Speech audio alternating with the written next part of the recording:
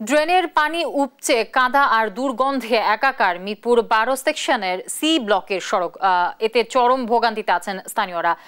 দর্শক, পরিস্থিতি জানাতে সরাসরি যুক্ত হচ্ছেন সহকর্মী ইফতেখার রেজা। ইফতেখার, সড়কে কতদিন নাগাদ এই অবস্থা, আর এ নিয়ে আসলে এলাকাবাসী বা কি বলছে জানাবেন আমাদেরকে।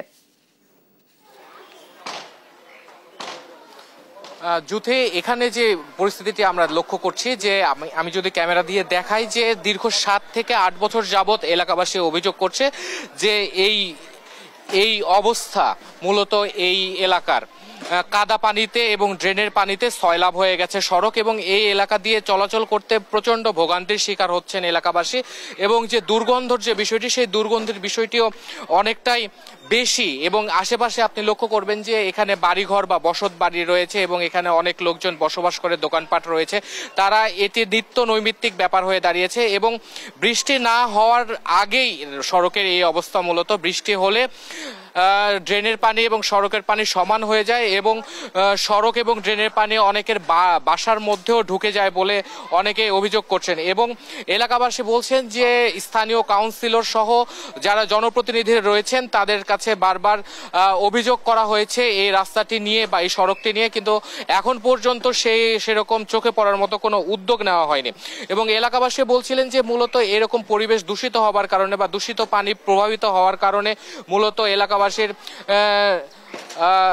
চর্মরোগ দেখা দিচ্ছে তাদের হাতে পায়ে, এবং অনেকেই রয়েছে যে যারা বিভিন্ন রকম ভাবে চলাচল করার সময় দুর্ঘটনার শিকার হচ্ছেন। তো আমরা একজন এলাকাবাসীর সাথে কথা বলবো যে এই অবস্থা সড়কের, এই সড়কের এই অবস্থার জন্য আপনার কি ধরনের ভোগান্তির শিকার হচ্ছে? আসসালামু আলাইকুম ওয়া রাহমাতুল্লাহ। আমরা আমার জন্ম এখানে 19 নম্বর রোডে 12 নম্বর সেক্টরে আমি থাকি।